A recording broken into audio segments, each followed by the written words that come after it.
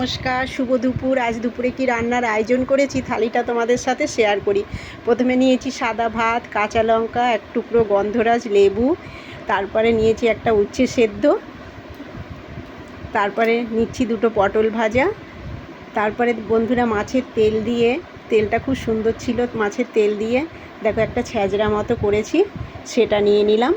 তারপরে আছে পেঁপে আলু দিয়ে কাতলা মাছের ঝোল, বড় কাতলা মাছ নিয়ে এসেছিলো, সেটা ঝোল করেছি। আর এইদিকে দেখো আমার রোজ ঘুরঘুর করছে, দেখেছো থালার পাশে।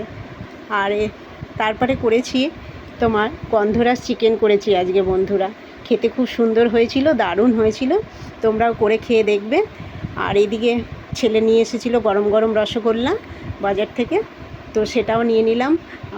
বাঙালির প্রিয় রসগোল্লা কার না ভালো লাগে তুমি বলো? আমাদের তো খুব ভালো লাগে, তোমাদের কার কার ভালো লাগে অবশ্যই কমেন্ট করো।